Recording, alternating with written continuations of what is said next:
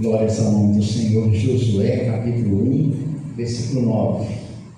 Quero convidar a igreja a ficar de pé, em reverência à palavra do Senhor.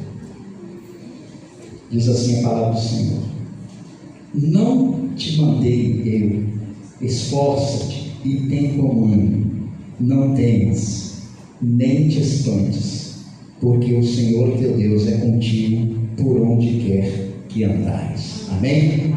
Poder sentar, irmãos, em nome de Jesus. Esforça-te e tem bom ânimo. Eu vou ser sucinto na minha palavra. Está sendo também ministrado nas redes sociais. Vai ser filmado depois e editado para ir para o YouTube. A gente tem lá um canal de mensagens. A gente vai falar sobre isso. Qual é o seu maior desafio? Quero fazer essa pergunta para você nessa noite, para nós entrarmos no texto. Qual é o seu maior desafio? Se eu perguntar a cada um aqui, qual é o seu maior desafio? Você teria, numa consulta psicológica, você teria 10 minutos para você pensar e responder qual é o seu maior desafio. Mas quando nós analisamos o texto para trabalharmos em conjunto como igreja, eu preciso fazer os irmãos entender aquilo que Deus colocou no meu coração. Qual é o maior desafio? Você está preparado para enfrentar este desafio? Porque uma é a pergunta: qual é o seu maior desafio? Mas agora vem a outra pergunta: você está preparado para isso? Estamos preparados? Porque é muito bom quando nós glorificamos a Deus, louvamos a Deus, quando nós damos glórias a Deus, aleluias ao Senhor, quando nós declaramos a Ele nosso amor, quando Ele é o centro das nossas atenções, quando Ele é o alvo principal da nossa vida, quando tudo está bem. Quando parece estar tudo bem, é muito bom louvar a Deus. Certa vez eu estava meditando na palavra e até pouco tempo atrás, meus queridos, talvez você tenha esse mesmo pensamento que eu achava que o maior desafio de Davi, do rei Davi, era ter enfrentado o gigante Golias. Até pouco tempo atrás eu achava isso, por causa do tamanho do gigante, por causa daquela arma, por causa das circunstâncias daquele lugar, que nenhum soldado do exército de Israel teve coragem de enfrentar Golias, nem o rei Saul. E apareceu no meio deles um menino, um jovem pastor, que pegou uma arma e foi corajoso, foi audacioso, foi impotente, porque ele sabia que Deus estava com ele, e ele pegou a sua arma e matou o gigante. Esse não foi o maior desafio de Davi. Davi foi perseguido pelo rei Saul por 21 vezes. E o desejo no coração do rei era matar. O desejo do coração do rei era matar a Davi. Então, o maior desafio da vida de Davi foi ter enfrentado as batalhas que ele enfrentou 21 vezes. É engraçado que quando nós começamos a enfrentar uma batalha, a gente às vezes vence aquela primeira batalha, a gente acha que já está forte, venceu, a gente vai para a segunda batalha, porque a vida da gente é uma batalha. A nossa vida cotidiana é uma batalha. E aí a gente vai enfrentando os desafios, as batalhas, as provas, como dizem alguns, a gente vai enfrentando, e aí chega um tempo que a gente fica até desanimado. A gente perde aquilo que é mais importante para o cristão, para o crente em Cristo Jesus. Às vezes nós perdemos até a esperança.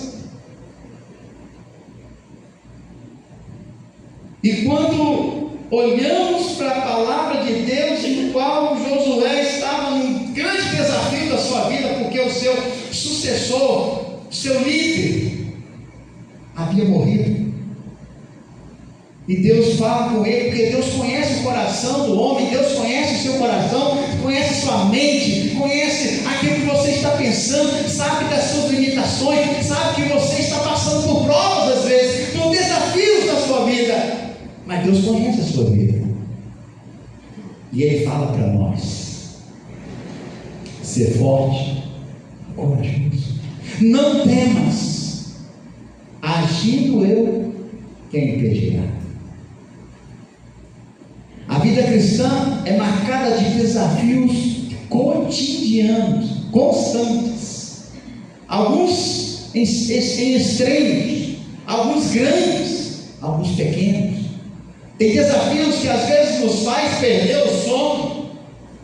Tem desafios que nos faz às vezes achar que nós não vamos conseguir. A gente liga para um, liga para outro, procura. Olha, meu irmão, ora por mim. Olha, meu irmão, ora por mim. Olha, minha irmã, ora. Olha, pastor, ora por mim. Olha, meu irmão, olha isso. A gente fica desesperado. Tem momentos na vida da gente que nós entramos em colapso. E é interessante porque a Bíblia fala mais de bênção, mais de vitória do que de derrota. A Bíblia fala mais de coisas abençoadas, a Bíblia fala mais de promessas, a Bíblia fala mais de milagres, a Bíblia fala mais da vontade de Deus, que é boa, perfeita e agradável, do que de derrotas. Mas por que nós ficamos preocupados? Por que às vezes nós ficamos preocupados? Aí que vem a mensagem da pergunta: qual é o seu maior desafio? Nós ficamos preocupados porque nós somos seres humanos. Nós somos fracos, nós somos pecadores. Eu estava essa semana falando com Deus, falei: Senhor, me trata como um dos seus funcionários. Quem falou isso? O filho pródigo. Eu cheguei diante de Deus e falei: Senhor, me trata como um dos seus funcionários. Eu sou miserável, sou pecador, quero ser tratado como um menor da sua casa. Porque tem uma hora na vida da gente que a gente é confrontado pelo próprio Deus. Se você não foi confrontado ainda, aguarde, a sua hora vai chegar.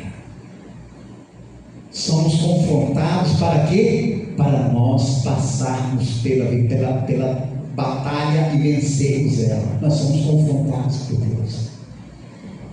Satanás pediu a Deus para tentar a vida de Jó. Lembra de Jó? Homem reto, íntegro, temente a Deus e que se desviava do mal.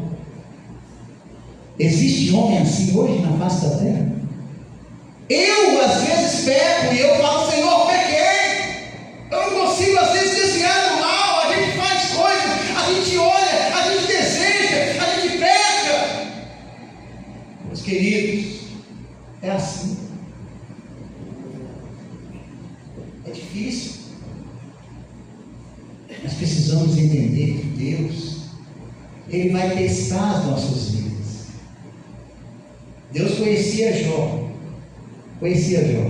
e falou para ele: olha, Satanás pode tentar a vida dele, mas não arranca a vida dele. Lembra de Marta e Maria? Em primeiro lugar, o desafio de crer contra a esperança. O desafio de quê? De crer contra a esperança. Às vezes você perde a esperança. A gente perde a esperança. Diante de uma enfermidade, diante da falta de dinheiro, diante da falta de um abraço, de um carinho, de um parente querido, um amigo, alguém que precisava conversar com você, que você não tem conversado mais, alguém que ficou de te ligar e não te ligou, alguém que você sente saudade, e a pessoa está tão olhando outras coisas que esquece que esse mundo não é bens materiais, esse mundo é amor, é carinho, é nós estarmos juntos. Marta e Maria choravam pela morte de Lázaro. Tudo parecia acabado diante da morte, já estava tudo acabado. O maior desafio delas não era o sepulcro, mas crer que ainda havia esperança. Aonde está a nossa esperança? Abraão também creu contra a esperança. Está em Romanos capítulo 4. Muitos homens da palavra, muitos homens do Velho Testamento também foram desafiados por Deus. Todos foram desafiados por Deus nas batalhas, nas provas. Segundo lugar, o desafio de orar e confiar. Desafio de orar e confiar. Você tem orado o suficiente? Eu não digo vir só no culto de oração na igreja, que é feito uma vez uma semana por mês, não é isso? Mas não só o desafio de orar no templo, mas orar pelas madrugadas, orar de noite, de dia. Às vezes eu acordo 2 horas, 3 horas da manhã, aí eu vou para o sofá e eu vou orar. A gente vai orar, porque se o sono não veio e a gente acordou, é porque Deus está querendo uma coisa. A vida da gente é um desafio. Aí a gente vai orar. Às vezes, clamando a Deus, pedindo misericórdia ao Senhor, porque somos falhos. Então, o desafio de orar e confiar. Confiar em quem? Em Jesus. Com autoridade. Com autoridade, confiar em Deus. Muitas vezes, nosso desafio é orar com fé. E olha que a fé, como diz a Bíblia em Hebreus, é o firme fundamento das coisas que se esperam. E a certeza daquilo que não se vê. Ou seja, não depende, a nossa fé, meus queridos irmãos, a nossa fé não depende daquilo que a gente vê. Quem gostaria de ver um milagre? Eu gostaria de ver um milagre. Mas a gente vê milagres todos os dias. Porque só o fato de nós acordarmos de manhã já é um milagre. O milagre da vida. Mas talvez você queira ver algum endemoniado ser expulso. Talvez você gostaria de ver alguém falar em outras línguas e interpretações, porque para falar em línguas tem que haver interpretação segundo a palavra. Talvez você queira ver algo de Deus. Está esperando que Deus faça algo para que assim a sua fé seja fortalecida. Mas eu quero dizer para você uma coisa: a nossa fé não depende daquilo que nós vemos. Depende do quê? Do que sentimos. E como que nós vamos alcançar esta fé? Orando. Orando, orando, orando. O que a Bíblia fala? O apóstolo Paulo falando: orai sem cessar. constantemente, porque nós somos fracos. Se nós orarmos com fé, a Bíblia fala que tudo que pedimos em nome de Jesus, Ele vai fazer. Aí a gente ora, claro, nós fomos ensinados a orar assim: Pai, que seja feita a sua vontade. Sim, é a vontade de Deus que deve prevalecer. Mas se você orar com fé, o Senhor vai atender a sua oração. Se a sua oração for com fé, o Senhor vai atender. É a vontade dele. A vontade de Deus, meu irmão, é que nós tenhamos tudo aquilo que nós pedimos a Ele. A vontade de Deus é perfeita. Mas será que aquilo que nós pedimos vai ser bom para nós? Muitas vezes nós precisamos aprender a orar. Aprender a orar. Em terceiro lugar, o desafio da obediência. 1 Samuel capítulo 15, versículo 22. Eis que obedecer é melhor do que sacrificar. Não é sacrifício. Essa semana estive com um pastor amigo. Vamos orar no monte. A gente vai lá na caixa d'água em Vitória. Às vezes a gente vai lá em Viana, um lugar chamado, a gente tem um lugar lá em Viana, Vale, um lugar chamado Vale, a gente vai orar. E é muito importante a oração. Mas eu falei com o pastor, conversando com ele, falei: querido, você pode orar o dia todo, mas não é o sacrifício, é a obediência. Nós não podemos orar o dia todo no monte, porque nós temos que trabalhar. Você é o provedor da sua casa. Você tem que prover o alimento dos seus filhos. Então, vamos determinar no nosso coração um horário e vamos ao monte. À noite, de madrugada, vamos. Depois do trabalho, vamos. É assim que Deus quer. Deus se agrada quando nós fazemos por obediência. Em quarto lugar, o desafio de perseverar. Tiago capítulo 1, versículo 12. Bem-aventurado o homem que suporta a tentação, porque quando for provado, receberá a coroa da vida. O desafio de perseverar. Em quinto lugar, o desafio de confiar nas promessas de Deus. Tem promessa para a sua vida? Tem promessa para a sua vida, amém? Isaías capítulo 41, versículo 10. Não temas, porque eu sou contigo. Não te assombres, porque eu sou o teu Deus. Ele é nosso Deus. Nós temos que perseverar. Nós temos que confiar nas promessas de Deus. A vitória, ela só vai vir quando nós determinarmos no nosso coração esses desafios. Primeira coisa, qual é o seu maior desafio hoje? Seria crer no possível? Nós até cantamos aqui, Deus do possível. Não desistiu de mim, sua destra me sustenta, me faz prevalecer. Será que o seu maior desafio é crer no impossível? Será que o seu maior desafio é orar e esperar? É a paciência? Será que o seu maior desafio é obedecer? Ou será que o seu maior desafio é perseverar? Ou o seu maior desafio é confiar nas promessas de Deus?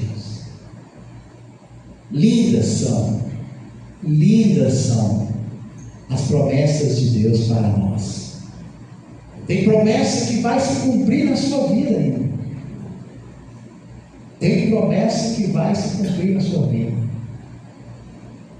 Vamos pedir a Deus que Ele retire de nós o eu, retire de nós o nosso ego, retire de nós, a nossa vontade de crescer, a nossa vontade de fazer, e coloque no nosso coração os sonhos dele, os planos dele.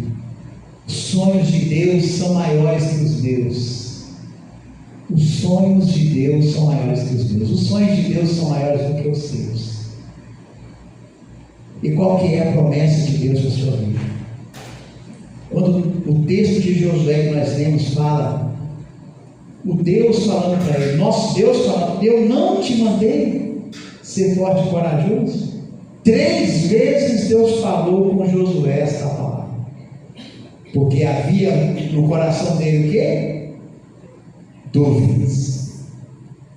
Havia no coração de Josué dúvidas, medo, ansiedade. Não é o que diz a palavra de Deus? Não se turbe o vosso coração. Crede em Deus. Tem até um hino, né? Não se turbe o vosso coração. Crê em Deus. Então, qual é o maior desafio da sua vida? Qual é? Não adianta diplomas, cargos, não adianta se Deus não estiver conosco no barco. Há 15 anos atrás, eu estava fazendo a obra numa igreja em Nova Venécia, estava ministrando lá, domingo à noite. Quando acabou o culto, eu estava indo com o meu carro de Nova Venécia à Barra de São Francisco. Aí depois fica os porquês da vida, né? A gente fica com os porquês, né? Por que eu não dormi lá e não fui no outro dia? Por que eu não dormi lá e não fui no outro dia? Mas eu fui. No meio do caminho da estrada de Vila Pavão, um rapaz, um jovem alcoolizado a 140 km por hora pegou meu carro de frente. Eu fiquei 21 dias no hospital, 3 cirurgias. O médico disse para mim que eu não ia tocar mais. O médico falou para mim que provavelmente naquele hospital ele ia ter que amputar meu braço. Eu tenho aqui um negocinho aqui. Nunca falei isso para os irmãos. Isso é um milagre. Vocês acreditam em milagre? Milagres acontecem. Eu sou um milagre. Se eu tirar aqui o terno, vocês vão ver aqui a cirurgia que eu fiz aqui, no braço aqui. Outra cirurgia aqui no joelho. Eu ajoelho para me orar. Mas você acha que não dói? É como se você estivesse colocando um milho para me pisar. Porque aí você sente, né? Mas eu tenho joelho. Quando eu bati o carro, aquela patela que nós temos aqui, não sei como é o nome daquilo, patela, né? Ela saiu do lugar. Ela saiu. O bombeiro pegou ela e levou junto com a minha perna para fazer a cirurgia. O bombeiro teve que cortar o carro para me tirar. Eu fiquei desacortado. Mas eu acredito em milagres. Acredito em milagres. Não sou perfeito. Sou fraco. Sou miserável. Eu falo isso para Deus, Senhor, só se for a tua misericórdia. Quando eu tinha 9 anos de idade, eu fui para FAMES estudar música. Eu sou músico, 17 anos fui para o seminário, depois do 2º grau, depois fui fazer psicanálise, eu sou psicanalista, depois fui estudar outras coisas, até depois estudar direito. Mas hoje eu penso que nada disso importa. Para Deus não. Eu gosto de ler, gosto de estudar, mas nada disso importa. Se o meu coração não estiver na presença de Deus. E nós enfrentamos desafios diários. É muito fácil orar, cantar, louvar quando tudo está bem. Quando tem dinheiro na poupança, quando a saúde está bem, quando você tem o seu carro, sua casa, aposentado, a maioria aqui é aposentado, é muito fácil louvar a Deus. Mas Deus pode chegar para você, dar um toque na sua porta e falar: eu quero te convidar a passar pela prova. Quero te convidar. Eu vou testar a sua vida. Aí eu pergunto para você: você estará pronto nesse momento? Nós vamos orar a Deus agora.